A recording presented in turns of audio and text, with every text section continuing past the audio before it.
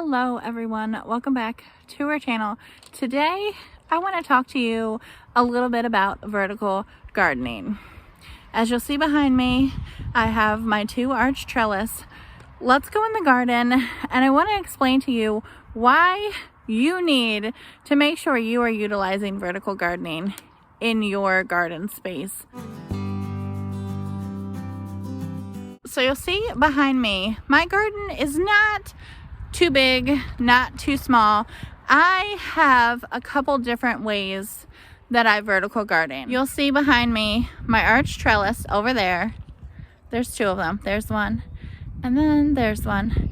And then also behind me here, you'll see just a tall trellis. Let me tell you why I like vertical gardening. The first benefit to vertical garden is it gives you more room because your plants grow up instead of growing across the ground, which leads me to my next reason why you should vertical garden is when your plants grow up, they're going to grow to be more beautiful plants because they're gonna be almost forced to grow straight. They won't get those yellow spots from sitting on the ground. So overall, your vegetables and fruits will be much more attractive. Vertical gardening also gives you creativity to grow in non-traditional ways. You could repurpose just about anything and vertical garden. And just think, when these trellises are fully covered in fruits or vegetables or even vining flowers, think of how much beauty they're going to add to your garden. So as your plants grow up the trellis, one thing I like about vertical gardening, I'm 6'1", so they're so much more easier to harvest. Excuse me, squeaky gate. They're so much more easier to harvest when they grow up because my big fat ass does not have to bend down to the ground and harvest them. They're also easier to spot.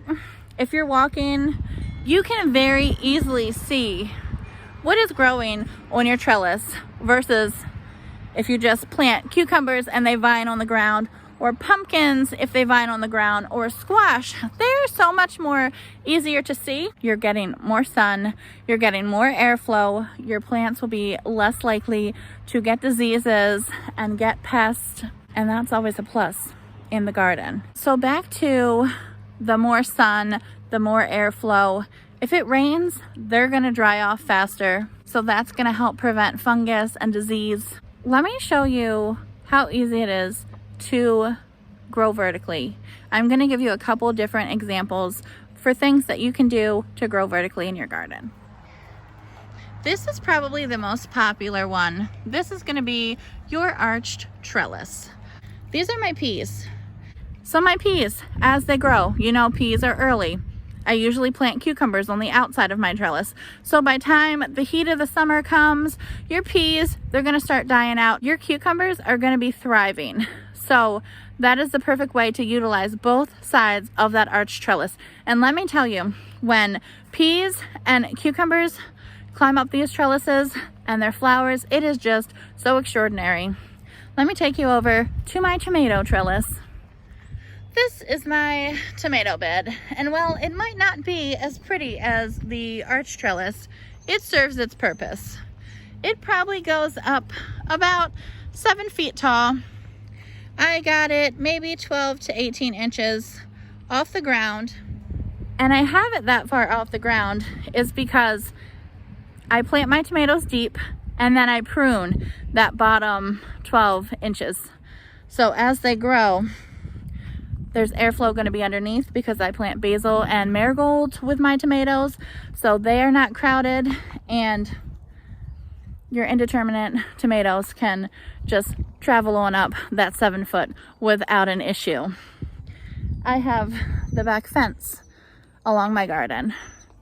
There's raspberries growing along that fence. I mean, it really forces you to think outside of the box and really get creative with your ideas and think of the space that you're gonna save. Now let's talk about my favorite things to vertical garden. You've heard me say a few of those things. Peas. They look so beautiful on an arch trellis. Their flowers, pea flowers, are amazing. And then add them on a trellis. It is just magical, like I said.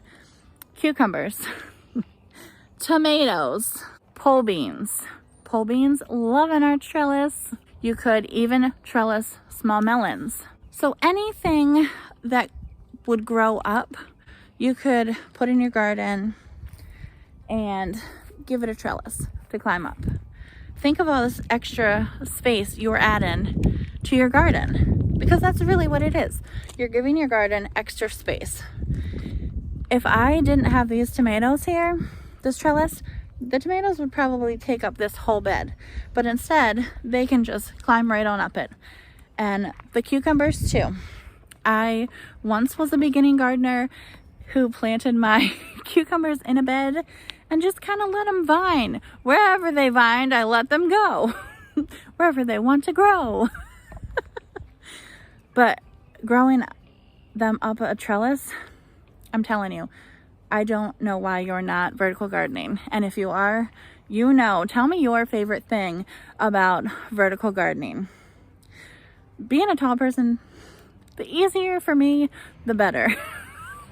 There's just so many benefits of vertical gardening. I just can't, which is why I needed to do a whole video on it, because I needed to tell you guys how great it is and why you need to utilize it in your garden. So the supplies, like I said, you could get creative. You could use old lettuce. You could use old fencing, chicken wire. This is welded wire left over from our fence that we put in, some T-posts. And then these are going on their 4th year. These are just 16-foot hog panels, cattle panels, hog panels. You can get them at your local garden store. Now Chris has 3 T-posts here because Chris is overkill about everything that he does, but you really only need 2. And I'm 6'1", and there's easily 1.5 feet over me. So I think you need to get on this vertical gardening game. Thanks for walking around my garden with me, and don't forget to tell me what your favorite thing about vertical gardening is. And stay tuned. My next video is going to be about determinate and indeterminate tomatoes and what that means, because as a new gardener a few years ago, I had no idea what that meant. And then I'll get you in the greenhouse and show you around, because there's actually starting to get some green in there. So thanks for checking out this video. Me and my squeaky ass gate. We'll see you on the next one.